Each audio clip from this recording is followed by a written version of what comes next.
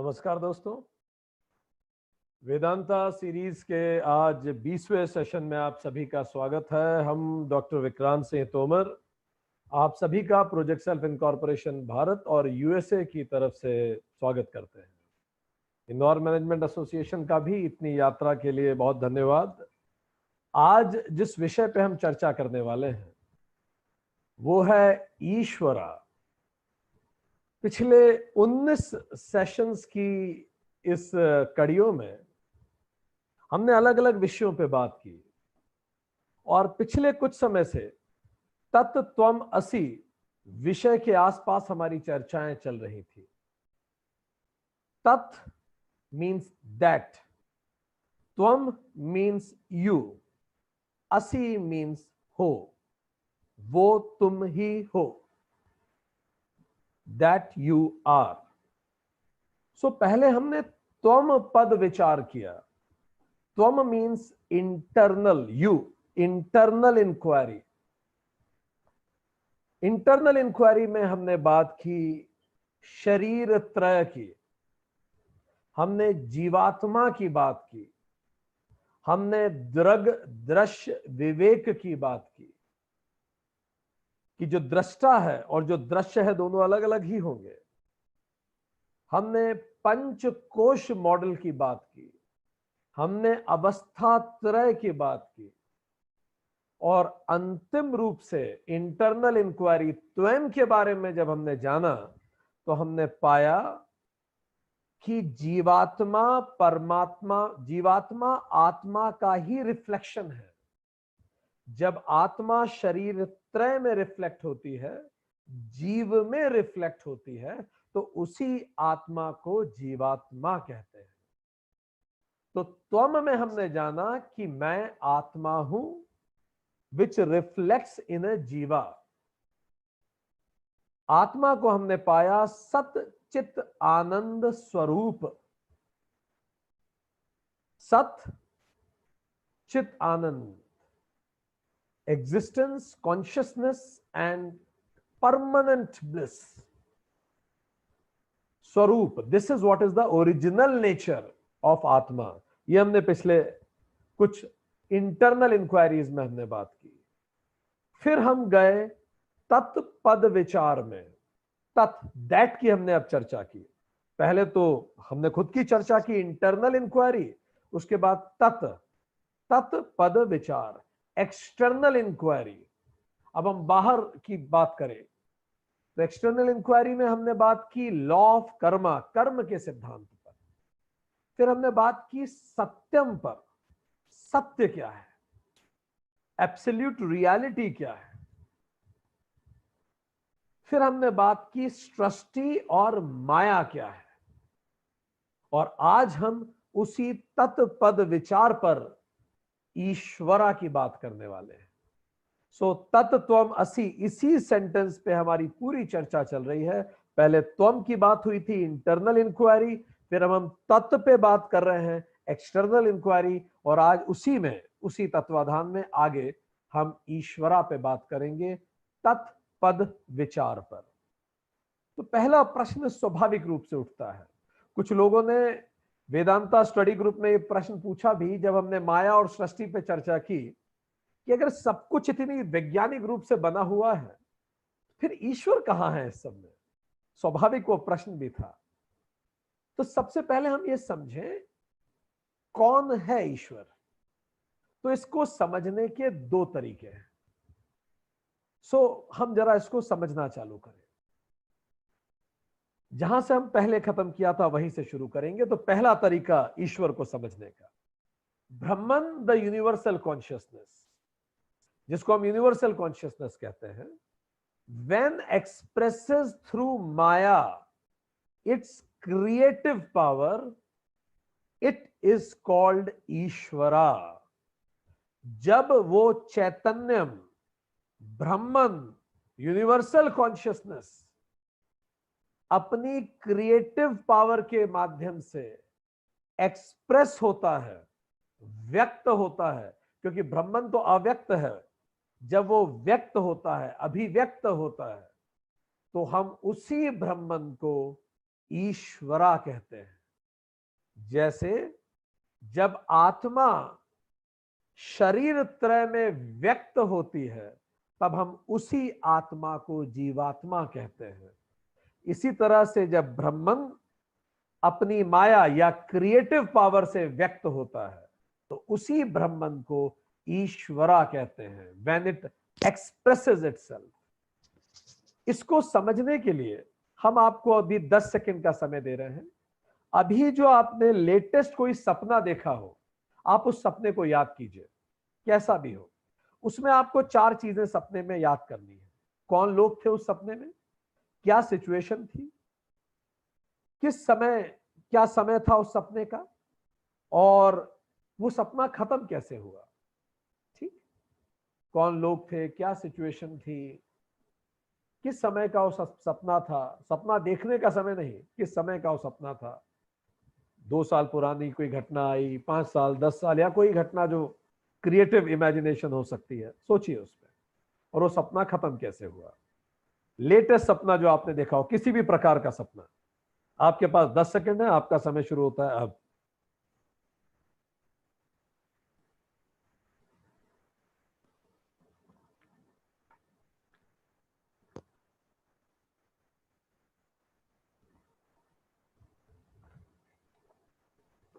बहुत अच्छा, अब आपको कुछ सपना याद आ गए होंगे। तो अब हम जरा इसको समझना चालू करें। ब्रह्मन जो एब्सोल्यूट रियलिटी है, कॉन्शियसनेस है, यूनिवर्सल कॉन्शियसनेस है, जिसको चैतन्य भी कहते हैं, जो अव्यक्त है, जिसमें कोई गुण नहीं है, निर्गुण है। कल्पना कीजिए वो जो ब्रह्मन है, he is a deep sleeper. वो डीप स्लीपर है, गहरी नींद में। और अचानक डीप स्लीप के दौरान हमने बताया था, चर्चा हुई थी कि आरईएम चालू होता है, random eye movement. Eye ball move करना चालू होती है। आई बॉल मूव होने का क्या मतलब है कि अब सपना शुरू हो रहा है। सो इसका मतलब, आई बॉल मूव होने का मतलब क्रिएटिव एक्टिविटी चालू हो रही है।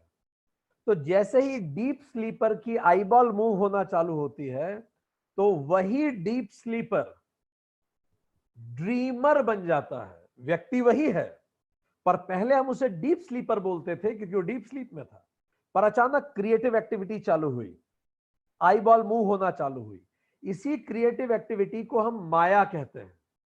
और जैसे ही क्रिएटिव एक्टिविटी चालू हुई तो सपना शुरू होने लगता है।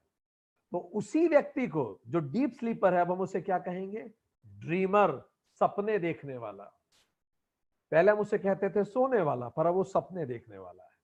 ठीक, इसी ड्रीमर को शास्त्र कहते हैं ईश्वरा। और सपने में सारे रंग दिखते हैं आपको, तो सगुण है ईश्वरा, निर्गुण है ब्रह्मन, क्योंकि निर्गुण तो डीप स्लीप में है। अब जब ये जो ड्रीमर, वही व्यक्ति अब ड्रीमर बन चुका है, तो dreamer with the creative capacity dreams.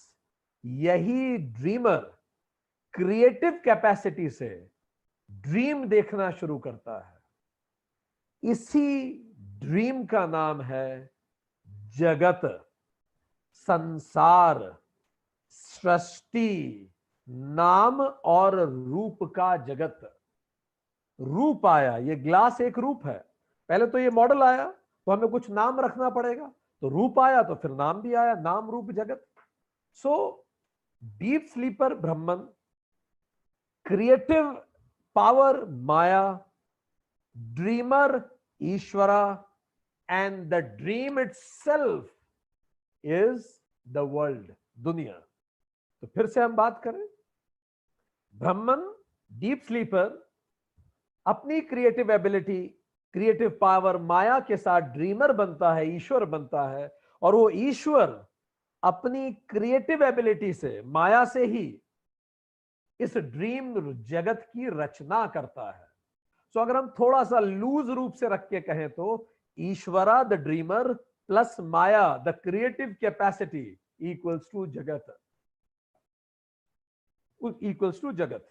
इसी ईश्वरा को, द ड्रीमर को हम शिव कहते हैं, और इसी माया को हमने नाम दिया आदि शक्ति। तो शिव और शक्ति मिलके इस जगत की रचना करते हैं। तो शिव और शक्ति जैसे ही मिलेंगे हम कहेंगे अर्धनारीश्वर। शिव शक्ति एक हो गए। इसी को सांख्य में शिव को पुरुष कहा जाएगा, ईश्वरा को पुरुष कहा जाएगा। पुरुष की व्याख्या हम पिछले सेशंस में कर चुके हैं। और माया को प्रकृति कहा जाएगा। तो जब पुरुष और प्रकृति मिल जाएंगे तो जगत बनेगा, शिव और शक्ति मिल जाएंगे तो जगत बनेगा। ये बिल्कुल वैसा है, इंक है शिव या ईश्वरा, इंक है वो, और जो पेन है वो माया है। अब उस माया में जब तक इंक नहीं होगी पेन चल थोड़ी सकता है। पेन हो और इंक खत्म हो जाए तो खत्म पेन। पर अगर इंक है बिना पेन के लिखेंगे कैसे? So then ink is Shiva, pen is maya जो फिजिकल है, और फिर उससे जो हम क्रिएशन करते हैं वो जगत है। अब उससे आप एक सुंदर कविता लिख दीजिए या फिर अब्यूज लिखिए, वो आपकी इच्छा है। इसलिए जगत में आपको हर तरह के प्राणी दिखेंगे। तो ये जो सगुण ईश्वरा है, जैसे सपने में सारे रंग दिखते हैं हमें, ईश्वरा सगुण क्यों है? क्योंकि माया त्रिगुणी है। पिछले सेशन में हमने डिटेल में बात की कौन से गुण है माया में।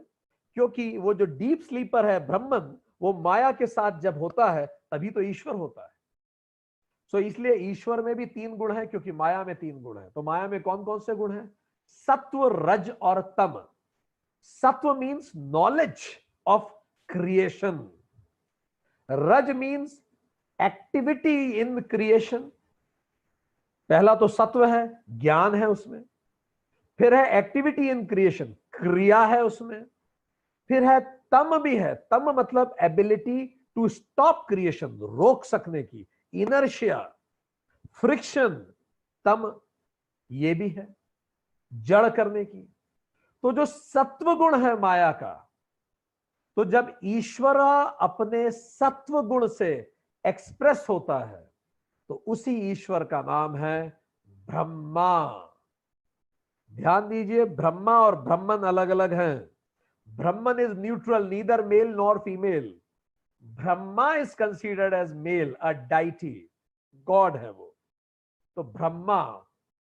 फिर रज, जब ईश्वरा एक्सप्रेस होता है रज गुण में, एक्टिविटी में, तो हम उसी को कहते हैं विष्णु।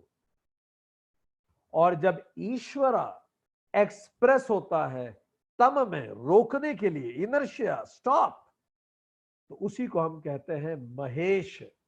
ब्रह्मा, विष्णु, महेश।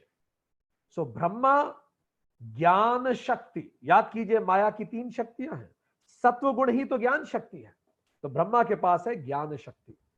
क्रिएटर गॉड है ब्रह्मा, जनरेटर गॉड है ब्रह्मा, सृष्टि करता है ब्रह्मा। ठीक। दूसरी तरफ रजगुण में क्रिया शक्ति है, विष्णु है, सस्टेनर है, ऑपरेटर है, स्थिति करता है। तीसरा, जब तम गुण में ईश्वरा एक्सप्रेस होता है तो वही महेश है, जड़ शक्ति है, डिस्ट्रॉयर है, डिस्ट्रक्टर है, लय करता है, लय कर देता है वापस। सब चीज लय मतलब मिला देना, फिर से उसमें ही में मिला लेते हैं। So this is how, this is ईश्वरा। Brahman when expresses through Maya is Ishvara, and when Maya expresses through creative capacity, then the Jagat comes. So ब्रह्म ही ईश्वर है जब वो ड्रीमर बनता है, और ड्रीमर जब ड्रीम करता है तो वो जगत हो जाता है। परफेक्ट। सो अब समझने का दूसरा तरीका हम देखते हैं, एक दूसरे तरीके से इसी को समझें। वो जो यूनिवर्सल कॉन्शियसनेस है जिसको हम चैतन्यम कहते हैं, उसी को जब हम मैक्रो प्रोस्पेक्टिव में देखते हैं, समष्टि में देखते हैं, माइक्रोकॉज्म में देखते हैं, तो उसी यूनिवर्सल कॉन्शियसनेस को, उसी चैतन्यम को ब्रह्मन कहते हैं। और ये जो ब्रह्मन है जब एक्सप्रेस होता है माया से, काजल मैटर से, क्रिएटिव कैपेसिटी से, जिसको हम माया कहते हैं, या काजल मैटर भी कहते हैं, जिसके कारण होता है, तो उसी ब्रह्मन को हम कहते हैं ईश्वरा, परमात्मा। और यही परमात्मा इस सारे जगत का कारण प्रपंच है, यही ईश्वर कारण है इस पूरे जगत का। सो प्रपंच त्रय में एक्सप्रेस होता है, थ्री प्रपंच। तो पहला प्रपंच क्या है, याद कीजिए, शरीर त्रय भी। पहला प्रपंच क्या है, कारण प्रपंच, वो जो कारण मूल है, जिसको हम शरीर त्रय में कारण शरीर भी कहते हैं। तो इधर हम क्या कहेंगे, कारण प्रपंच। तो बिल्कुल मूल है, जब जिस कारण से जगत बन रहा है वो भी तो ईश्वर है, तो हम उसको क्या कहेंगे, अंतर्यामी कारण प्रपंच। इसके बाद वही कारण प्रपंच सूक्ष्म प्रपंच में जनरेट होता है। माया के सेशन में याद कीजिए बात हुई थी, हर महान वस्तु दो बार बनती है, एक बार महान व्यक्ति के मस्तिष्क में, दूसरी बार धरातल पर। जैसे ताजमहल बनाने वाले ने पहले सोचा था, फिर उसे बनाया, तो जब उसके मस्तिष्क में आया था, उससे पहले उसके अंदर एक वासना थी, सोच थी, इच्छा थी, तो इच्छा है कारण प्रपंच। कारण से जब वो सूक्ष्म में आया, मतलब दिमाग में आया, कुछ ऐसा दिखेगा, और सूक्ष्म से धरातल पे आया, स्थूल में आया। इसी तरह से जगत भी बना। सो कारण प्रपंच को ही हम कहते हैं अंतर्यामी, जो अंतर्यामी है। उसके बाद जब सूक्ष्म प्रपंच बना, जिसको हमने माया के सेशन में याद कीजिए बात की थी, सूक्ष्म पंच महाभूत बने, सूक्ष्म प्रपंच, इसी को कहा जाता है हिरण्यगर्भ।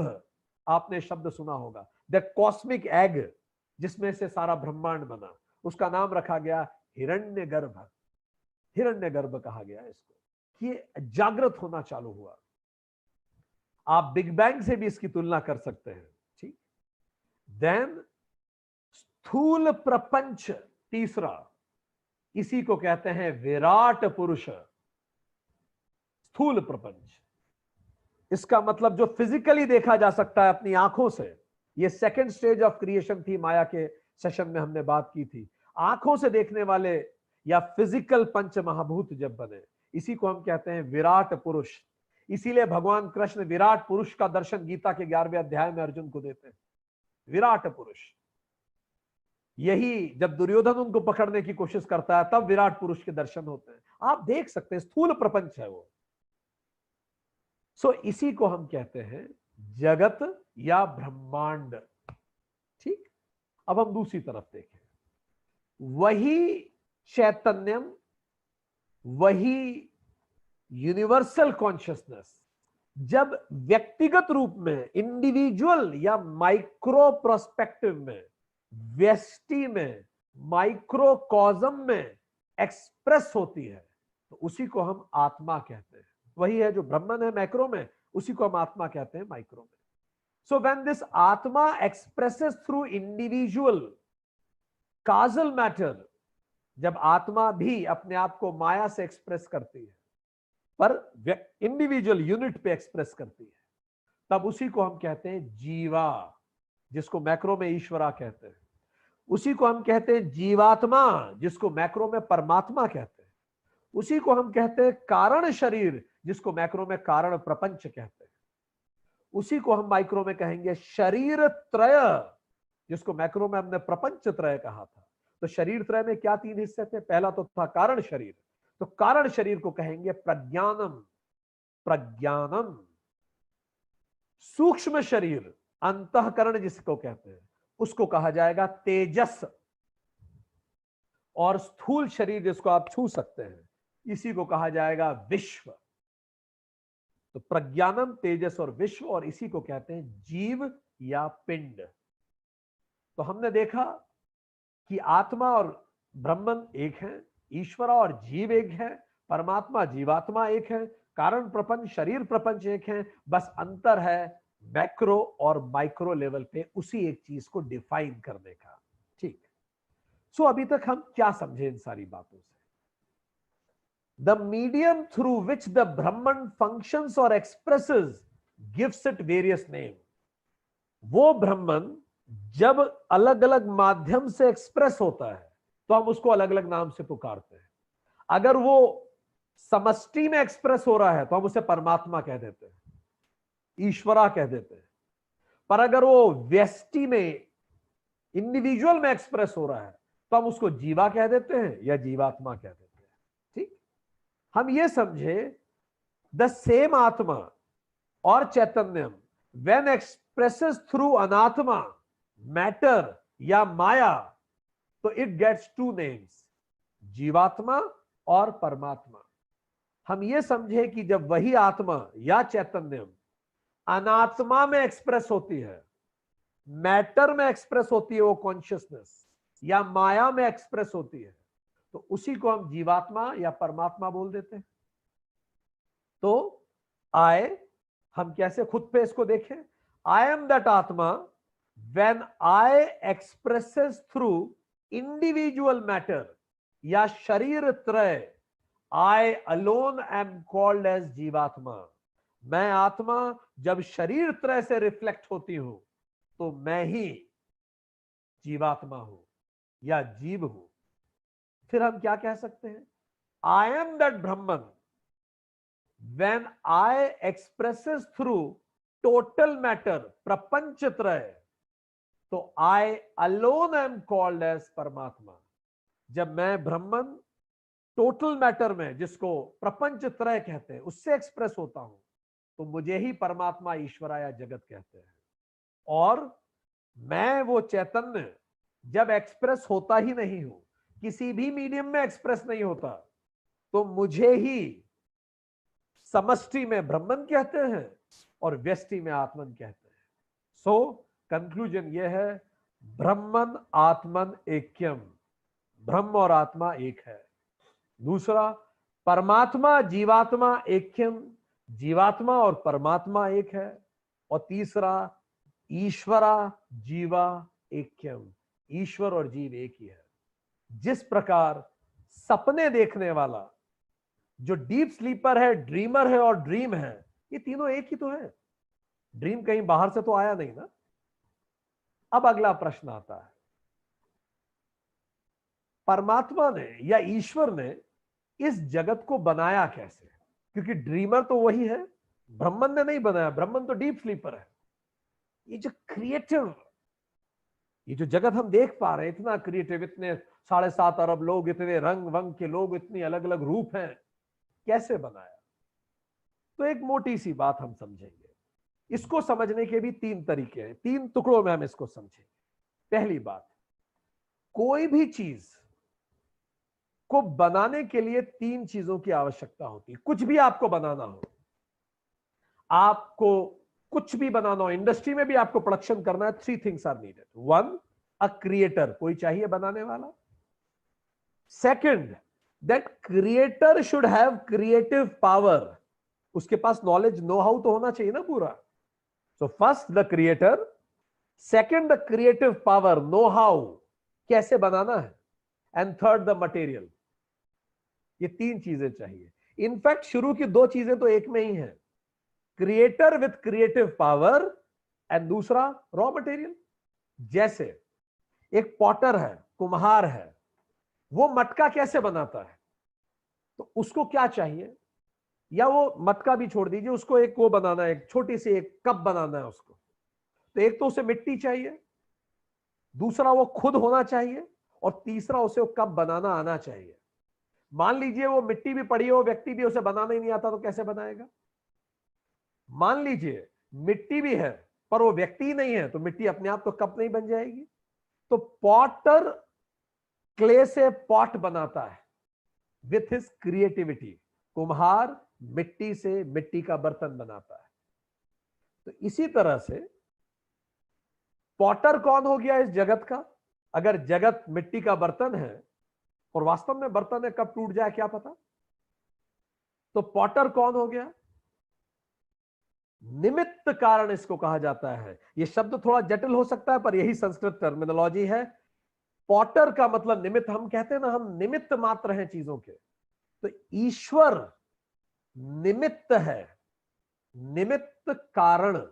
इसको इंग्लिश में कहा जाता है इफिशिएंट कॉज, या फिर उस उदाहरण में देखें तो पॉटर है, वो कुम्हार है। क्ले क्या है? मटेरियल। इसको संस्कृत में कहेंगे उपादान कारण। या इंग्लिश में कहेंगे मटेरियल कॉज। तो मटेरियल हो गया और इफिशिएंट कॉज हो गया, ये दोनों मिल गए, निमित्त और उपादान ने मिलके उस पॉट को बना दिया, क्योंकि क्रिएटिव कैपेसिटी तो उसके अंदर है ही व्यक्ति में। तो अब हम समझे, यदि एक पॉट है, आपने कहीं आर्कियोलॉजी में खुदाई करी तो एक पॉट मिला, तो पॉट है इसका मतलब पॉटर तो होगा ही, स्वाभाविक है, लॉजिकल बात है। सिमिलरली अगर क्रिएशन है तो कोई तो क्रिएटर होगा, तो कौन है क्रिएटर? सो इस जगत को यदि हम पॉट कहें तो पॉटर हो गया ईश्वरा, निमित्त कारण। तो भगवान इस जगत का निमित्त कारण है, और भगवान में वो सारी क्षमताएं हैं, ईश्वर में वो सारी क्षमताएं हैं, और उसी क्षमताओं को हम माया कहते हैं, क्रिएटिव पावर। पर अब एक और प्रश्न आता है कि जब सृष्टि के पहले कुछ भी नहीं था तो मटेरियल कहां से आ गया उनको? अब ये पॉटर बिना क्ले के तो नहीं बना सकता ना पॉट, उसको मिट्टी तो चाहिए। तो अब प्रश्न ये होता है, इस जगत का रॉ मटेरियल कहां से आया जिससे जगत बना एक्चुअली, क्योंकि मिट्टी तो चाहिए। तो इस जगत का रॉ मटेरियल क्या था? चलिए ये तो हमने मान लिया कि उसके पास क्रिएटिव पावर थी और क्रिएटर था, निमित्त कारण था, निमित्त कारण था ईश्वरा, और क्रिएटिव पावर थी। पर मटेरियल कहां था उस समय? सृष्टि के पहले तो कुछ भी नहीं था। तो इसके लिए उपनिषद या वेदांत एक दूसरा उदाहरण लेते हैं, इसको कहते हैं, दूसरा मेटाफर है ऊर्ण नाभि। ऊर्ण मतलब वूल, नाभि मतलब बेली बटन में। मकड़ी होती है ना, मकड़ी के पेट में, या मकड़ी जो जाला बनाती है उसका मटेरियल कहां से लाती है? चलिए चिड़िया तो घोंसला बनाती है तो बाहर से तिनके लाती है, पर मकड़ी कुछ बाहर से नहीं लाती, वो अपने ही अंदर से उस जाले का रॉ मटेरियल निकालती है और उसको बना देती है। तो जरा हम समझें, अब हमने मेटाफर बदल दिया है ताकि हम और बेहतर समझ सके।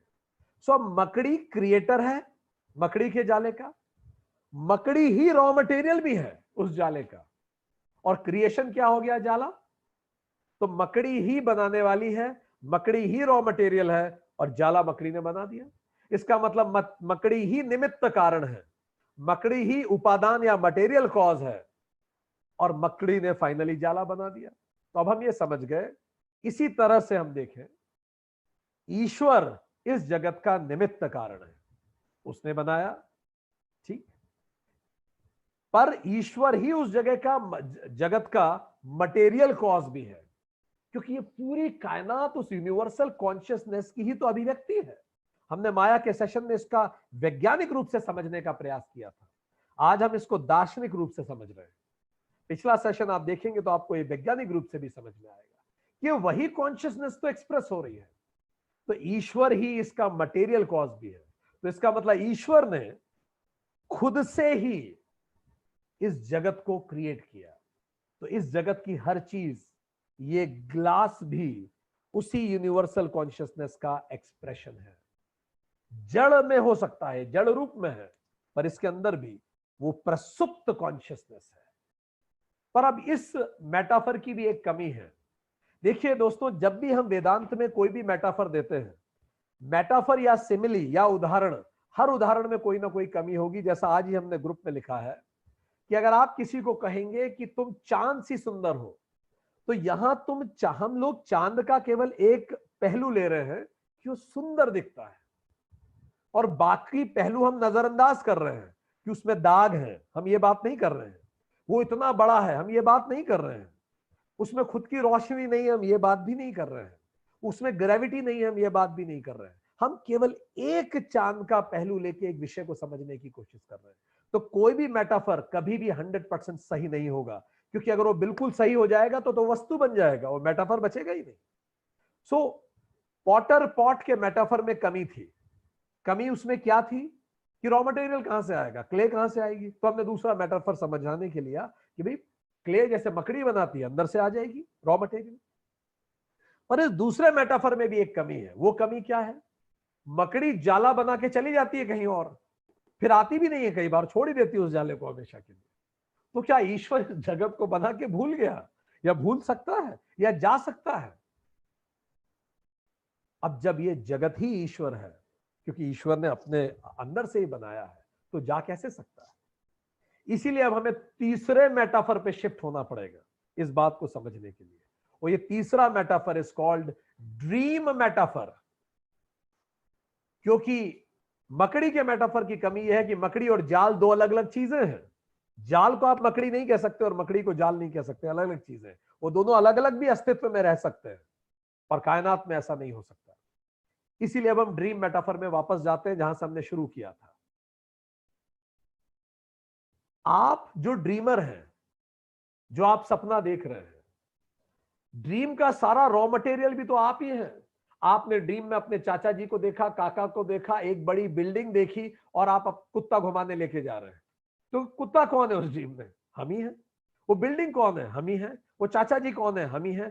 पास में हमने एक पेड़ भी देखा उस सपने में, पेड़ कौन है? हम ही हैं। तो सारा रॉ मटेरियल कौन है? हम ही हैं। और वो ड्रीम कौन है? हम ही हैं। ऐसे खत्म हो जाएगा। तो अब इसमें देखें, ड्रीमर भी ईश्वरा है, रॉ मटेरियल भी ईश्वरा है, और ड्रीम भी ईश्वरा है। निमित्त कारण भी ईश्वरा है, उपादान कारण भी ईश्वरा है, और क्रिएशन भी ईश्वरा है। तो ईश्वरा ही अपने अंदर से, अपने ही रॉ मटेरियल से, ईश्वरा स्वयं ही इस जगत का रूप लेता है अपनी क्रिएटिव पावर से, और ये जगत स्वयं में ईश्वर है। जगत इज ईश्वरा। पर हम ये नहीं कह सकते कि ईश्वरा इज जगत ओनली। इसको भी समझ लें, जगत ईश्वर है, पक्की बात है। सपना व्यक्ति है, ये ठीक बात है, पर व्यक्ति सपना ही है ऐसा नहीं है। सपने के अलावा भी हमारा अस्तित्व है ना। हम चाहे तो उठ जाएं और हम चाहे तो सपना देख लें। पर हम इसीलिए कह सकते हैं सपना व्यक्ति है, पर व्यक्ति सपना नहीं है, क्योंकि व्यक्ति का वजूद सपने से इंडिपेंडेंट है। सपना टूटने के बाद भी व्यक्ति रहेगा। इसी तरह से जगत के विध्वंस के बाद भी ईश्वर रहेगा। सो जगत ईश्वर है, पर ईश्वर जगत मात्र नहीं है। अब अगला प्रश्न आता है, यदि ये सारा जगत ईश्वर है तो मुझे महसूस क्यों नहीं होता? मुझे समझ में क्यों नहीं आता कि अगर मुझे क्यों नहीं लगता, महसूस क्यों नहीं कर पाता मैं, ये सारा जगत ईश्वर है? इसी का कारण है दोस्तों माया। हम जरूर आपसे निवेदन करेंगे, माया के सेशन को फिर से सुनिएगा, और फिर इस सेशन को फिर से सुनिएगा, मायने और बदलेंगे। कारण ही माया है। माया क्रिएटिव पावर। जिस तरह से जब ड्रीम में आप हैं, मान लीजिए आप सपना देख रहे हैं, उस सपने में आप भी हैं, पर जब आप उस सपने में दुखी हो रहे हैं तब आपको पता है क्या कि आप सपना देख रहे हैं? नहीं पता, क्योंकि आप एक माया में हैं। और अच्छा, वो माया है किसकी? वो आपकी तो माया है, क्योंकि सपना भी तो आपका ही है। तो आप अपनी ही माया से अपने ही सपने में एक सांप को अपने पीछे दौड़ाते हैं। वो सांप भी आप ही है, दौड़ने वाला भी आप है, और सांप आपको फुफकारता है, आप चिल्लाते हैं, वो चीख भी आप हैं, वो घबराहट भी आप हैं, वो सभी कुछ तो आप हैं। वो सब कुछ आपने ही क्रिएट किया है, और भूल भी गया वो भी आप ही है। सो माया के दो फंक्शंस होते हैं। There are two functions of maya. पहले फंक्शन को कहते हैं आवरण शक्ति, दूसरे फंक्शन को कहते हैं विक्षेप। तो आवरण और विक्षेप टू फंक्शंस, दो कार्य हैं माया के। आवरण का मतलब आप समझते हैं, कवर बिछा देना। तो माया का पहला काम क्या होता है? वो एब्सोल्यूट रियलिटी पे कवर बिछा देती है। जो एब्सोल्यूट रियलिटी है वो हम देख ही नहीं पाते, ठीक। और दूसरा काम क्या है? विक्षेप। तो हम कुछ मिस नहीं करेंगे, वो कुछ और प्रोजेक्ट कर देगी। विक्षेप मतलब इट प्रोजेक्ट समथिंग एल्स। ये प्रोजेक्शन है। आवरण कवर है, जो सच है उसको छुपा दिया और कुछ और बता दिया, झूठ बता दिया। तो विक्षेप का क्या मतलब है? Subjective reality and objective reality, ये सब विक्षेप है। इसीलिए जब आप वास्तव में जीवन को समझना चाहें तो आपको सब्जेक्टिव रियलिटी से ऑब्जेक्टिव रियलिटी पे जाना होगा, और ऑब्जेक्टिव रियलिटी से और हायर होके आपको जाना पड़ेगा एब्सोल्यूट रियलिटी की तरफ। जैसे वो जो गर्भ में दो बच्चियां थी, उनको लगातार सब्जेक्टिव एंड ऑब्जेक्टिव रियलिटी, जो छू सकती थी या जो सोच रही थी, सोचना था सब्जेक्टिव रियलिटी, और वो जो चारों तरफ देख रही थी वो थी ऑब्जेक्टिव रियलिटी, और उनको लग रहा था कि मां है ही नहीं, वो जो एक बेबी को लग रहा था, गर्भ के शिशुओं को लगता था मां है ही नहीं, उनको लगता था बस यही जीवन है, क्योंकि वो एब्सोल्यूट रियलिटी को नहीं महसूस कर पा रहे थे। ये बिल्कुल वैसा है कि एक राजा शिकार करने गया, वहां कैंपिंग की, अपने परिवार को भी लेके गया, वो शिकार करने गया और कुछ सैनिकों के साथ परिवार को वहीं जंगल में कैंप में छोड़ा। एक शेर का अटैक हुआ उस कैंप पे, सारे कैंप के लोग भागे। सब लोग जब भागने लगे तो जो दाई थी, दाई ने राजकुमार को भी उठा के भागी, पर शेर ने अचानक अटैक किया तो दाई तेज भागी तो राजकुमार वहीं गिर गया, और दाई की इतनी हिम्मत भी नहीं हुई कि वो छोटा सा जो शिशु राजकुमार था उसको लेने के लिए आ पाए। दाई भाग गई और सब कुछ तितर बितर हो गया शेर के अटैक से। फिर जब सब कुछ संभला तब तक छोटा वाला राजकुमार गायब सा था। एक डेकॉइट की नजर पड़ गई और उसको पता था कि राजा का बेटा है, तो उसने ले लिया। पर उस बच्चे पे उसको इतना प्रेम आ गया उस डाकू को कि उसी ने पाल के उस बच्चे को बड़ा कर दिया। बड़ा होकर बच्चा विध्वंस डाकू बना, हर चीज लूट लेता था, लूटने पे तुला हुआ था, सारी दुनिया लूटता था। एक दिन राजा के इस दौरान राजा ने बहुत सारी आर्मी भेजी जंगल में अपने बच्चे को ढूंढने के लिए, पर डाकू कहीं भाग गया, छुप गया और बच्चा मिला नहीं। अब बच्चा बड़ा हो गया था, युवा हो गया था, वो डाकुओं का सरदार था। एक दिन राजा की आर्मी की एक टुकड़ी से इस डाकुओं के सरदार का आमना सामना हो गया। राजा की आर्मी तो राजा की आर्मी थी, डाकुओं का सरदार पकड़ा गया, ये लड़का पकड़ा गया, राजा के सामने पेश हुआ। राजा ने मृत्युदंड का आदेश दे दिया। अब जब पता पड़ा तब उसका जो पिता था, वो जो डाकू था, डेकॉइट था, उसको जैसे ही पता पड़ा और राजा के दरबार में सशरीर प्रस्तुत हुआ, बोला राजन आप भले मेरी हत्या कर दे, पर मैं बताना चाहता हूं कि यह आपका ही पुत्र है। और जब उससे वो सारी घटनाएं अनकवर हुई, राजा की आंखों में आंसू आ गए। राजा ने उसी डाकू को गले लगा लिया और उसको उसका तिलक करके अब उसको राजकुमार बना दिया। अब उस डाकू को समझ में नहीं आ रहा था, अभी 2 मिनट पहले तक वो डाकुओं का सरदार था और मृत्युदंड होने वाला था उसे, और 2 मिनट के अंदर वो उस पूरी सल्तनत का राजकुमार था। सब कुछ उसकी पैतृक संपत्ति थी, उसका अधिकार था। बड़ा बड़ा बड़ा ओवरवेलमिंग फीलिंग थी वो। रात को जब वो सो रहा था तो अंदर की प्रवृत्तियां तो भारी होती ही हैं। उसको लगा मैं क्यों ना ऐसा करूं कि वो राजमहल में ही सो रहा था रात को, अब तो राजकुमार था, क्यों ना ऐसा करूं मैं कि मैं सारा राजकोष, अब तो राजमहल में आ ही गया हूं, लूट के भाग जाऊं।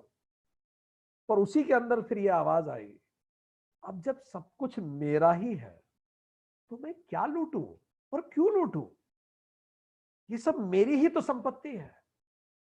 बस यही है माया का टूट जाना। अपने आप सारी दौड़ खत्म होती है, भाग दौड़।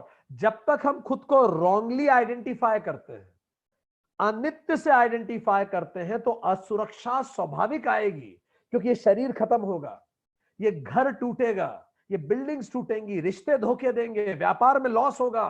अनित्य तो है ही अनित्य। जब भी हम अनात्मा या शरीर त्रय में खुद को देखेंगे या फिर प्रपंच त्रय में खुद को देखेंगे तो भय और असुरक्षा स्वतः होगी।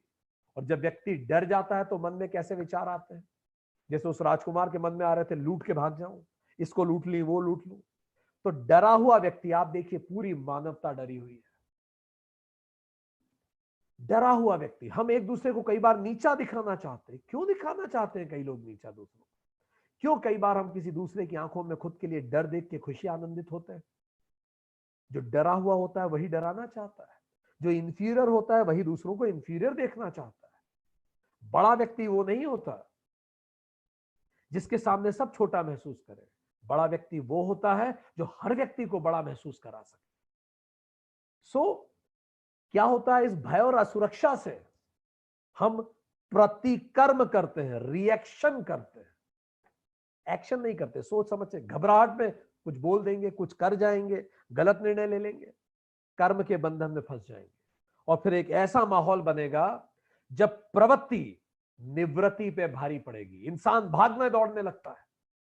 अभी तो बिल्कुल शांति, अन्यथा आप गुड़गांव दिल्ली में देखिए, कभी रात को आप किसी ऊंची बिल्डिंग से देखिए, क्या इंसान दौड़ लगा रहा है और पता नहीं कहां, किस चीज के लिए।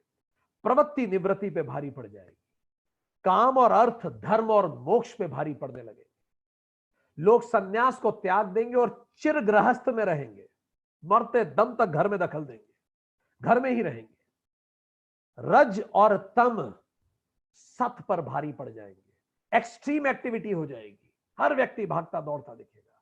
ह्यूमन बीइंग कहीं दब जाएगा, ह्यूमन डूइंग हैवी हो जाएगा। स्वधर्म पे परधर्म भारी पड़ेगा। इंसान अपना धर्म छोड़ देगा, वो करेगा जिसमें वो ज्यादा कमा सके, भले दिन रात उसे अपने काम में मजा ही नहीं आ रहा, वो ऐसा काम कर रहा है जिसमें उसे मजा नहीं आ रहा। वो एक आर्टिस्ट था, पर लोगों ने कहा ये काम करो तो ये काम कर रहा है। लोग परधर्म करने लगेंगे, इससे उन्हें दुख होगा। रोजमर्रा में रोज 10 घंटे ऐसा काम करेंगे जिसमें उन्हें आनंद नहीं आता। बचा क्या जीवन में? 8 घंटा सोना, 10 घंटा परधर्म, जीवन तो ऐसे ही खत्म हो गया। प्रोफेशन भारी पड़ने लगेगा डिस्पोजिशन पे, जाति वर्ण पे भारी पड़ेगी, डिजायर्स ड्यूटी पे भारी पड़ने लगेंगी, फील्ड्स बढ़ती जाएंगी और फॉरेस्ट कम होते चले जाएंगे। संस्कृति के नाम पर प्रकृति को समाप्त करने लगेंगे हम लोग। रीति भारी पड़ेगी और नीति कमजोर होने लगेगी। रीति, ट्रेडिशंस और नीति कमजोर होने लगेगी, और धर्म का पतन होना चालू होगा और अधर्म का उत्थान होगा। ये सब क्यों होगा? क्योंकि माया विक्षेप कर देगी आवरण के साथ। और जब यह अधर्म का उत्थान होना शुरू होगा और ये प्रवृत्ति निवृत्ति का बैलेंस बिगड़ेगा, तभी धर्म की पुनर्स्थापना के लिए, धर्म की पुनर्परिभाषा के लिए, साधुओं के परित्राण के लिए और दुष्टों के विनाश करने के लिए, सभी का अभ्युदय करने के लिए और निश्चय को फिर से स्थापित करने के लिए ईश्वरा, वो यूनिवर्सल इंटेलिजेंस, अपनी माया को नियंत्रित करके स्व इच्छा से शरीर त्रय में प्रकट होता है। वो ईश्वर अपनी माया को कंट्रोल करके, क्योंकि हम लोग क्यों पैदा होते हैं? क्योंकि हम पे तो कर्म का बंधन है, इसलिए हमें आना ही पड़ता है। पर ईश्वर पे कोई कर्म का बंधन नहीं, माया उसे बांधती नहीं, क्योंकि वो तो मायापति है। Like it is my creative capacity. If I don't want to be creative, I won't be. तो माया ईश्वर की क्रिएटिव कैपेसिटी है, वो ईश्वर के बाहर नहीं है। तो ईश्वर अपनी ही माया से, स्वेच्छा से, किसी कर्म बंधन से नहीं, एक उद्देश्य से डिसेंड होते हैं, अवतरित होते हैं। अवतार शब्द का शाब्दिक अर्थ है अव, मतलब नीचे की तरफ आना, डिसेंड होते हैं। शरीर त्रय में, कारण, सूक्ष्म और स्थूल शरीर में, हार्ड मास में प्रकट होते हैं। उसी को हम कहेंगे अवतार जन्म लेता है। जब वो यूनिवर्सल इंटेलिजेंस फिजिकल बॉडी में आती है। कृत युग में परशुराम आ जाएंगे, त्रेता में श्री राम आएंगे जो बताएंगे राइटियसनेस ऑफ एक्शन इंपॉर्टेंट है, कुछ भी करो आपका एक्शन सही होना चाहिए। द्वापर में श्री कृष्ण आएंगे, वो कहेंगे एक्शन भले थोड़ा गलत भी दिखे पर इंटेंशन सही होना चाहिए। कलयुग में बुद्ध आएंगे, जीसस आएंगे, मोहम्मद साहब आएंगे, मोसेस आएंगे। दे डिसेंड एज, और जब वो अवतार यहां रहता है फ्लैश एंड बोन में, उसमें तो लोग उसको देख पाते हैं कि जिया कैसे जाता है, क्योंकि शास्त्र तो हमेशा से है। पर शास्त्र से लोग इंस्पायर कभी नहीं हो पाते, क्योंकि शास्त्र कठिन हो जाते हैं, लोग पढ़ते भी नहीं। तो वो व्यक्ति के रूप में आता है और फिर से जीवन जी के दिखलाता है। जब रावण मरीचि के पास गया कि तुम जाओ मारीच और हिरण बनो, गोल्डन हिरण बनो, तो मारीच ने कहा था रावण को, रामो विग्रवान धर्मः, यदि धर्म कभी व्यक्ति का रूप लेके आ जाए धरती पर तो वो एग्जैक्ट राम जैसा दिखेगा। तो वो धर्म को धारण करके जी के बतलाता है कि ऐसा जिया जा सकता है। स्वामी विवेकानंद की वो स्पीच जरूर सुनिए, my master.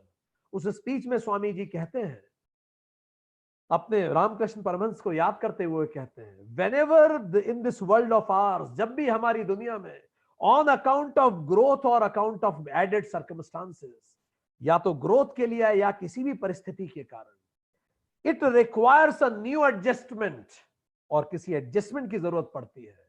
A new wave of power comes and acts on spiritual and material plane।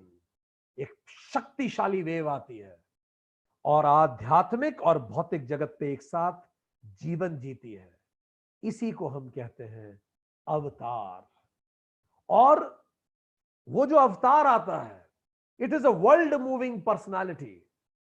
Many may not recognise, कई लोग पहचान भी नहीं पाते कि अवतार है। नहीं पहचाना था जीसस को, नहीं पहचाना था, नहीं पहचाना था मोसेस को। They set in motion a new current, एक बिल्कुल नई धारा लाते हैं। The current of spirituality which envelops people little by little and slowly changes the world। एक ऐसी करंट लाते हैं जो लोगों को धीरे धीरे खुद से जोड़ना शुरू करती है और धीरे धीरे पूरी दुनिया बदल देती है।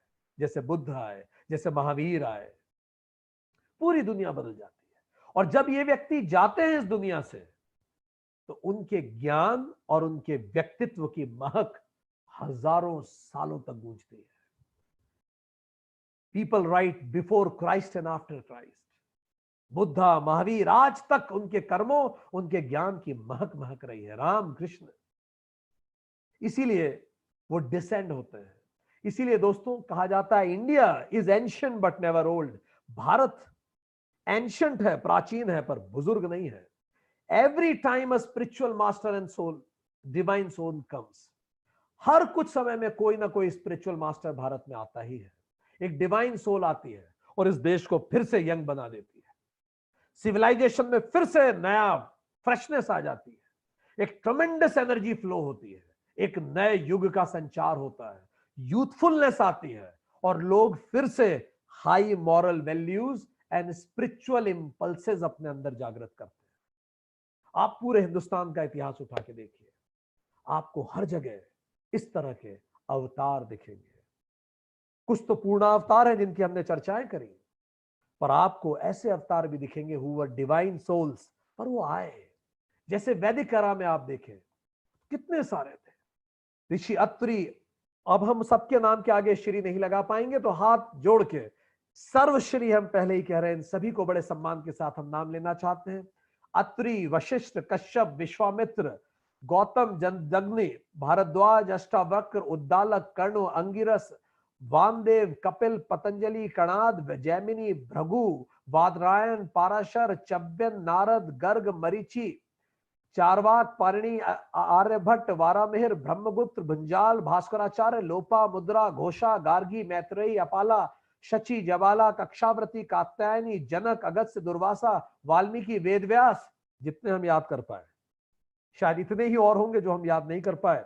6th century BC and onwards Bharat में चाणक्य, बुद्ध, महावीर, नागार्जुन, आजीवक, भद्रबाहु, हेमचंद्र, अश्वघोष, गौतमी, यशोधरा, आम्रपाली, विशाखा, नंदा।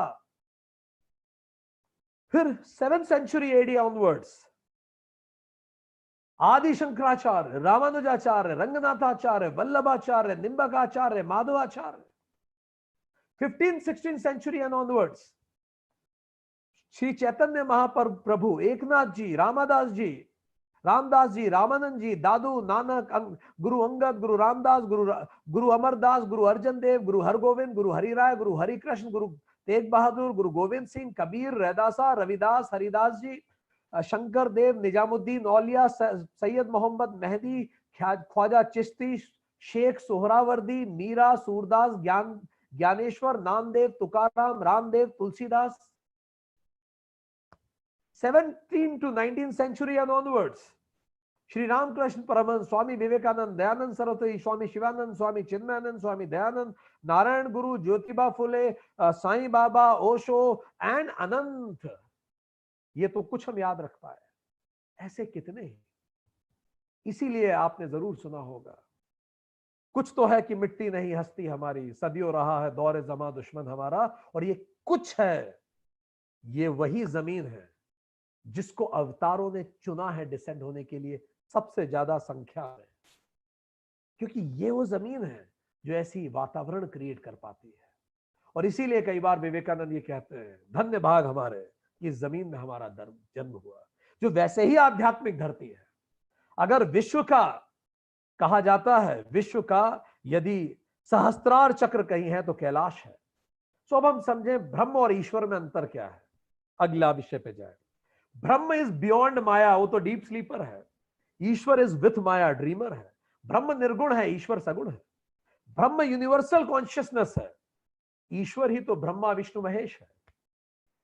इसीलिए दोनों की टर्मिनोलॉजीज कैसी हो जाती हैं। अब आप याद कीजिए हमारा सेशन, जो हमारा शायद दूसरा सेशन था जिसमें हमने पुराणों की बात की थी, अब आप थोड़ा जोड़ के देख पाएंगे। जिसको हम सेंट्रिपिटल फोर्स कहते हैं या निवृत्ति कहते हैं, हर इलेक्ट्रॉन में सेंट्रिपिटल फोर्स होता है। निवृत्ति का जो फोर्स है उसी को पुराणों में कहेंगे सनद कुमार, निवृत्ति वाले। जिसको हम सेंट्रीफ्यूगल फोर्स कहेंगे, प्रवृत्ति का जो फोर्स होता है जो आजकल बढ़ गया है धरती पे, उसी को कहेंगे प्रजापति। तो निवृत्ति इज पशुपति, भगवान शिव का रिप्रेजेंटेशन है। इसलिए प्रजापति और पशुपति में विवाद होगा। इसलिए फिर पशुपति गर्दन काट देंगे प्रजापति की। गर्दन काटने का मतलब बुद्धि सही कर देना है कि प्रवृत्ति को रोको और निवृत्ति और प्रवृत्ति को बराबर करो। जिसको हम माया बोलते हैं ब्राह्मण के पॉइंट ऑफ व्यू से, उसी को अविद्या बोलते हैं ईश्वर के पॉइंट ऑफ व्यू से। जिसको हम माया बोलेंगे ब्राह्मण के पॉइंट ऑफ व्यू से, उसी को आदि शक्ति बोलेंगे। सरस्वती ज्ञान शक्ति हो जाएंगी, लक्ष्मी क्रिया शक्ति हो जाएंगी, दुर्गा और काली जड़ शक्ति हो जाएंगी, संहार कर देंगी। जिसको हम उधर आत्मा कहेंगे उसी को इधर जीवात्मा कहेंगे। उधर हम कहेंगे लॉ ऑफ कर्मा चला रहा है भाई सब कुछ, पर इधर हम कहेंगे ऐसा नहीं है। एक है चित्रगुप्त महाराज जो ऊपर बैठ के सारा हिसाब लिख रहे हैं, वो अकाउंटेंट है। वो अकाउंट करके पूरा अकाउंट एंड ऑडिट की किताब दे देंगे यमराज को, वो उसके हिसाब से फिर न्याय करेंगे। और यमराज का ऑडिट कौन करता है? स्वयं शिव, जो यमराज के भी रिपोर्टिंग ऑफिसर है। तो इस तरह से ब्रह्मन ज्ञान कांड से संबंधित है, ईश्वर कर्म कांड से संबंधित है। ब्रह्मन ज्ञान योग है, ईश्वर भक्ति योग से संबंधित है। ब्रह्मन कल्प के परे है। अब ब्रह्मन में उसको हम कहेंगे कल्प। कल्प मतलब प्रलय और प्रभव के बीच में। इसी को यहां कैसे बताया जाएगा कि विष्णु जैसे ही सोएंगे, तो इसी को प्रलय कहते हैं। आंख बंद कर ली, जैसे ही भगवान विष्णु योग निद्रा में गए प्रलय हो गया, और जैसे ही भगवान विष्णु उठेंगे तो हम उसे कहेंगे योग माया है भगवान की, प्रभव हुआ। रामधारी सिंह दिनकर का ये रश्मि रथी पड़ी है, उसमें कहते हैं भगवान कृष्ण जब दुर्योधन को दिखाते हैं कि मैं जिस तरफ देखता हूं उस तरफ प्रकृति आ जाती है, और जहां मैं मुंह फेरता हूं वहां शमशान बन जाता है। वो यही की बात, इसी की बात है। ब्रह्म यहां भगवान बन जाएंगे। हम उधर कहेंगे ओल्ड सोल्स, इधर हम कहेंगे देवता, इंद्र आदि। ये ओल्ड सोल्स ही तो हैं जो देवता बन के ऊपर बैठे हैं, अपने समय का इंतजार कर रहे हैं, फिर again they will descend to become divine souls. ठीक। जो मैच्योर सोल्स हैं हम उन्हें कहेंगे यक्ष है ये। तो यहां नाम हो जाएंगे, वेल चीजों के नाम बनना चालू होंगे, कहानियां बनेंगी इनकी। मोक्ष हम कहेंगे उधर जीवन का लक्ष्य मोक्ष है, इधर कहेंगे नहीं बैकुंठ में जाना है भवसागर को क्रॉस करके। उधर जगत कहेंगे, इधर भवसागर कहेंगे। उधर कहेंगे जीवन मुक्ति, इधर कहेंगे स्वर्ग। उधर कहेंगे पंच महाभूत, इधर हम उनको नाम देंगे अग्नि देवता, वरुण देव, वायु देव, जो कुंती को शिशु भी दे देंगे, और सारी कहानियां चलेंगी। उधर साधक कहेंगे, इधर समाज कहेंगे। उधर कैलाश कहेंगे, इधर काशी कहेंगे। वो डीप स्लीपर कहेंगे, इधर ड्रीमर कहेंगे। उधर अप कहेंगे पानी को अपह, इधर अप्सरा बना देंगे उसको। उधर तपह कहेंगे, इधर संत बन जाएंगे वो। तो इस तरह से अवतार होगा।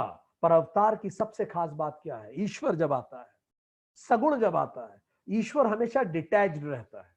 भगवान कृष्ण पूरे उनके जीवन भर डिटैच्ड रहे। अच्छा, ड्रीम भी दो तरह के हो सकते हैं। ईश्वर द ड्रीमर एक होता है, बिल्कुल ड्रीम में आप भूल जाते हैं कि आप ड्रीमर हैं, तो इसको आप भगवान राम से तुलना कर सकते हैं। भगवान राम ने कभी प्रदर्शित नहीं किया कि वो प्रभु हैं। पर अगर आप भगवान कृष्ण को देखें तो इसी के लिए एक शब्द है ल्यूसिड ड्रीम। कई बार आप सपना देखते हुए भी आपको पता होता है कि आप सपना देख रहे हो। और कई लोग बच्चे कहते हैं अक्सर कि मैं ये सपना पूरा कर लूं फिर उठूंगा, तो सपना खुद ही देख के कंप्लीट भी करते हैं उस सपने को। It is called lucid dream. Krishna lucid dream की तरह है। उनको जीते जी सब कुछ पता था, उन्हें पता है मैं कृष्ण हूं। इसीलिए तो कर्ण को जब कृष्ण जी ने अर्जुन को कहा कि मार दो इसको, भले ये चक्र अपना पहिया निकाल रहा है, तो कर्ण ने कहा कि अगर प्रभु ऐसी स्थिति में मुझे मारना ही है तो अब आप खुद ही अपना सुदर्शन चक्र निकाल लीजिए, अर्जुन को भी क्यों कह रहे हैं, इससे बड़ा अधर्म क्या हो सकता है। ठीक। सो भगवान यहां आके अगर रोएंगे भी पर वो तुरंत सम्यक हो जाएंगे और खुद को संभाल लेंगे, ताकि व्यक्ति को ये दिखा सके कि रोना गलत नहीं है। ऐसा नहीं है कि जागरूक मनुष्य रोता नहीं है, पर वो तुरंत बाउंस बैक कर जाता है। इसी तरह से कहानियां बनेंगी, राम रावण कहानियां बनेंगी, कृष्ण शिशुपाल को मारेंगे, शिव ब्रह्मा का 5वां सर काटेंगे जो अहंकार का प्रतीक है। पर लॉ ऑफ कर्मा से जब इन कहानियों को जोड़ा जाएगा तो पता पड़ेगा जिसको हम संहार कह रहे थे वो तो संस्कार था। क्यों संस्कार था? क्योंकि रावण और शिशुपाल एक्चुअली विष्णु के ही तो द्वारपाल थे। तो इस तरह से चलना शुरू हो जाएगा। इसीलिए भगवान रासलीला करेंगे। इसीलिए प्रभु चूंकि डिटैच्ड होके करते हैं, वो जो करें वो सब रासलीला है। पर अगर व्यक्ति करेगा, चूंकि वो अटैच होके करता है, वो करेगा तो इसको माया जाल कहा जाता है। इसीलिए वो ईश्वर, वो प्रभु जिसको हम जगन्नाथ कहते हैं, जगत का नाथ, शरीरधारी परमात्मा भी कहते हैं, इसको 3 रूप में जगत पूजता है। पूजा 3 रूप में की जाती है उसकी। भक्ति योग का हमारा सेशन याद कीजिए। पहला, जगत कर्ता ईश्वरा, the creator of the God, creator of the world, मतलब निमित्त कारण, वो पॉट बनाने वाला पॉटर। तो इसी में हम कैसे उसको पूछते हैं? भगवान विष्णु, शिव, ब्रह्मा, ये है क्रिएटर गॉड। पर एक और दूसरा तरीका है पूजने का, जिसको हम कहेंगे जगत कारण ईश्वरा, द मटेरियल कॉज, क्योंकि मटेरियल भी तो ईश्वर ही है। तो हम क्या कहेंगे? फिर तो हम 33 करोड़ देवी देवता बना देंगे। हम पहाड़ को भी पूजेंगे, नदी को पूजेंगे, पशु को पूजेंगे, चांद को पूजेंगे, सूरज को, अनेक रूप भक्ति करेंगे हम। हर चीज पूजनीय है। पहले हम एक रूप भक्ति कर रहे थे, जगत कर्ता ईश्वरा, अब जगत कारण ईश्वरा, अनेक रूप भक्ति। और अंतिम बात क्या? पर कुछ लोग सोचेंगे कि मैं उस डीप स्लीपर की ही भक्ति करूं, क्योंकि ईश्वरा है तो डीप स्लीपर ही मूल रूप से। अगर वो माया से हट जाए तो जगत अधिष्ठानम ईश्वरा, जो अधिष्ठान है इस पूरे प्रपंच का, ब्रह्म, इसी को कहेंगे अरूप भक्ति। सोहम अहम ब्रह्मास्मि। तो इस तरह से भगवान की अलग अलग रूप में भारत में भक्ति की जाती है। अब भगवान कौन है? तो भगवान शब्द भग से बना है, संस्कृत की धातु, मतलब जिसके पास भग हो, जैसे गाड़ीवान जिसके पास गाड़ी हो। इसी तरह से भग मतलब जिसके भाग, भगवान मतलब जिसके पास भग हो। तो भग का क्या मतलब है? तो भग का मतलब 6 फोल्ड क्वालिटीज हो जिसके पास। तो 6 क्वालिटीज क्या हैं भगवान के लिए? पहला, ऐश्वर्यवान, समस्त प्रकार का ऐश्वर्य जिसके पास हो, ऐश्वर्यवान। दूसरा, धर्मवान। तीसरा, यशवान, यश हो, उसका नाम हो, शौहरत हो। चौथा, श्रीवान, स्किल्ड हो वो। श्री मतलब तेज हो, आप जो काम करें। श्रीहीन हो जाना मतलब तेज खत्म हो गया उसका। श्री, आप बोल रहे हैं तो वाणी में तेज हो, नौकरी कर रहे हैं तो काम में तेज हो, बिजनेस एनालिटिक्स कर रहे हैं उसमें आप में तेज हो।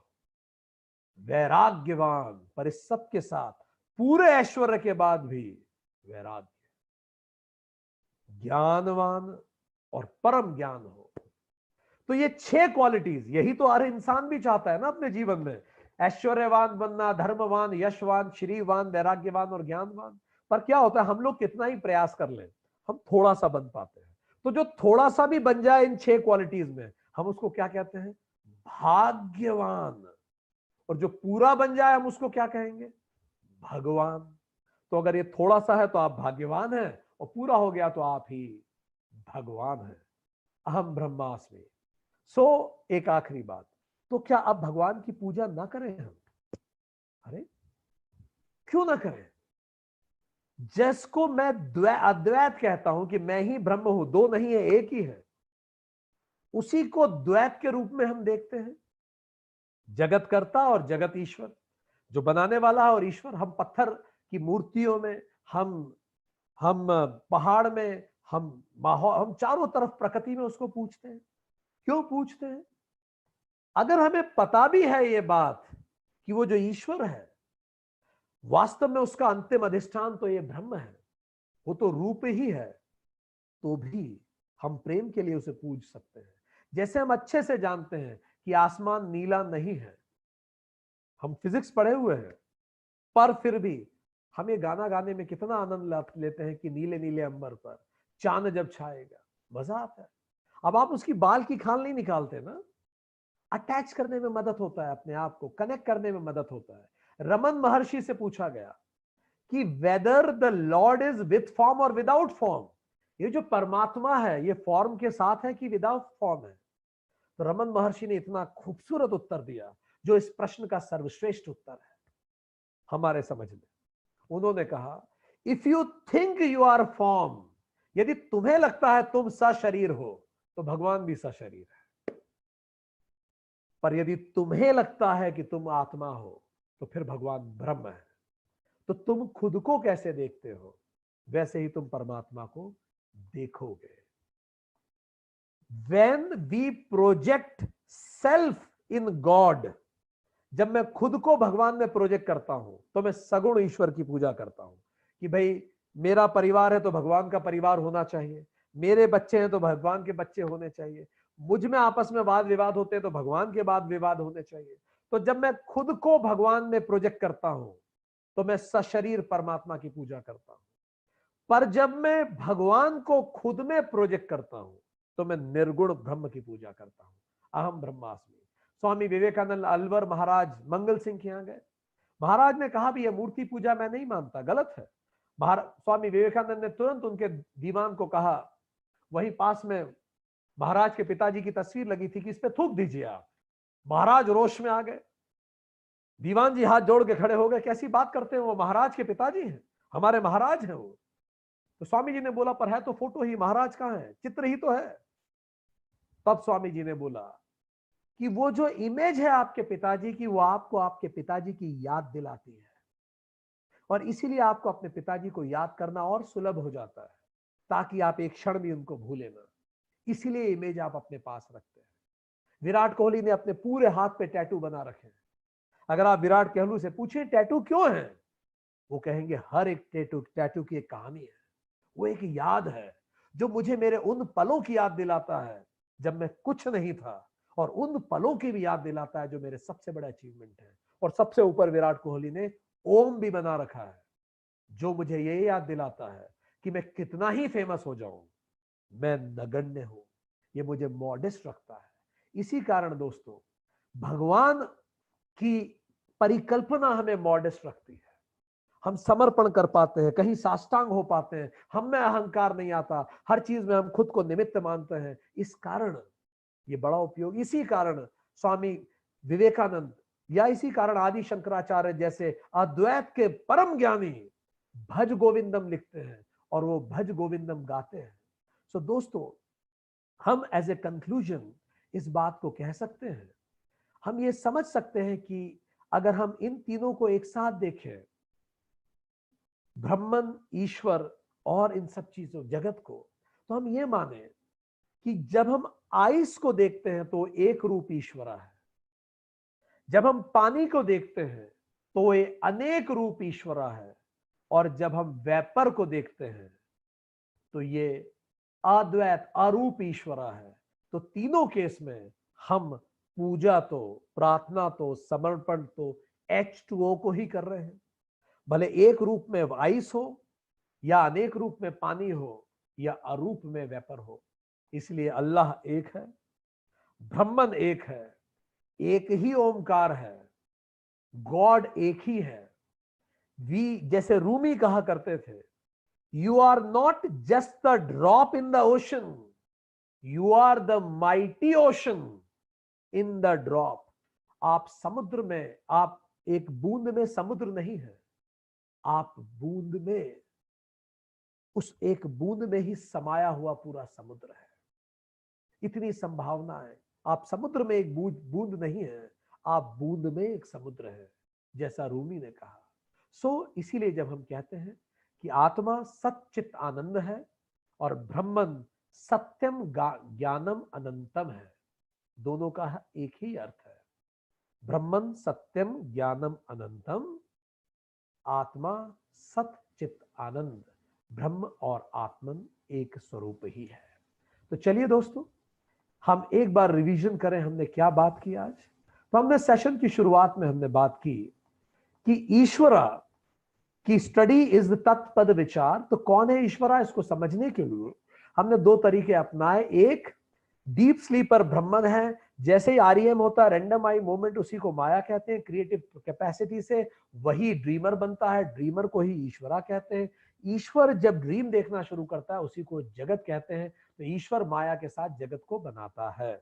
ईश्वर को ही शिव कहते हैं, माया को शक्ति। ईश्वर पुरुष, माया प्रकृति, इससे जग बनता है। ईश्वर इंक, माया पैन, अर्धनारीश्वर पे ही जग बन जाता है। और इसी तरह ईश्वर भी त्रिगुणमयी है माया के साथ। सत्व, रज और तम। सत्व नॉलेज है, रज एक्टिविटी है और तम एबिलिटी टू स्टॉप है। ब्रह्मा विष्णु महेश, इसी को ज्ञान, क्रिया और जड़ शक्ति कहते हैं। सृष्टिकर्ता, स्थितिकर्ता, लयकर्ता, इसी को गॉड कहते हैं। दूसरा तरीका समझने के लिए हमने ये माना कि जब मैं स्वयं मैक्रो प्रोस्पेक्टिव में रिफ्लेक्ट होता हूं तो मैक्रो प्रोस्पेक्टिव में मुझे ब्रह्मन कहते हैं, और जब ब्रह्मन रिफ्लेक्ट होता है तो उसी को ईश्वरा या परमात्मा या जगदीश्वर कहते हैं। पर जब वो चैतन्य माइक्रो प्रोस्पेक्टिव में व्यष्टि में रिफ्लेक्ट होता है तो रिफ्लेक्ट होने से पहले उसी को हम आत्मा कहते हैं, पर जब वो रिफ्लेक्ट होता है उसी को हम जीवात्मा कहते हैं, उसी को शरीर त्रय कहते हैं। और इसी तरह से हमने देखा ईश्वरा के ही अलग अलग रिफ्लेक्शंस को, जब वो कारण प्रपंच में होता है तो अंतर्यामी, सूक्ष्म प्रपंच में हिरण्यगर्भ और स्थूल प्रपंच में विराट पुरुष, जो कृष्ण ने दिखाया था, श्री कृष्ण ने। और इसी तरह से जब आत्मा जीवात्मा के रूप में आती है, शरीर त्रय में कारण शरीर को प्रज्ञानम, सूक्ष्म शरीर को तेजस और स्थूल शरीर को विश्व कहते हैं। और फिर हमने फिर इस पे चर्चा की, तो भगवान इस जगत को कैसे बनाता है। तो हमने तीन मेटाफर लिए। पहला पॉटर मेटाफर, कि कैसे वो पॉट से बनाता है पॉटर। तो निमित्त कारण भगवान है, he is the efficient cause, बनाने वाला है, और जगत वो पॉट है। पर फिर हमने बात की फिर क्ले कहां से आई, मिट्टी कहां से आई। तो फिर हमने दूसरा मेटाफर लिया, इसको कहते हैं ऊंड नाभि, मकड़ी का मेटाफर। इसका मतलब मकड़ी अपने अंदर से ही जाला बनाती है, तो रॉ मटेरियल भी ईश्वर है, बनाने वाला भी ईश्वर है, और ये जाल विश्व है, माया जाल। और फिर अगली बात हुई कि फिर मकड़ी तो जाल से अलग हो जाती है, तो ये सिमिली भी हमने छोड़ दी। फिर हमने बोला कि ड्रीम मेटाफर ले, सपना देखने वाला, सपना और सपने का सारा मटेरियल एक ही है, इसलिए ईश्वर ही रॉ मटेरियल लेके जगत को बनाता है, उसको हम ईश्वर कहते हैं।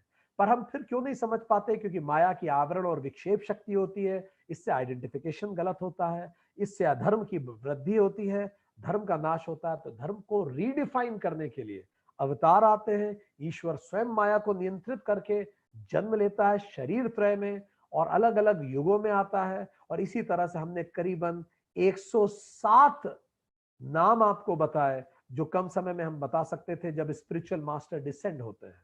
और फिर हमने अंतर देखा ब्रह्मन और ईश्वर में। हमने देखा कि ब्रह्मन ब्रह्मन निर्गुण है, ईश्वर सगुण है। और हमने देखा कि सारी मैथोलॉजी कहानियां ईश्वर के आसपास घूमती हैं, और ईश्वर का अंतिम अधिष्ठानम ब्रह्मन खुद है।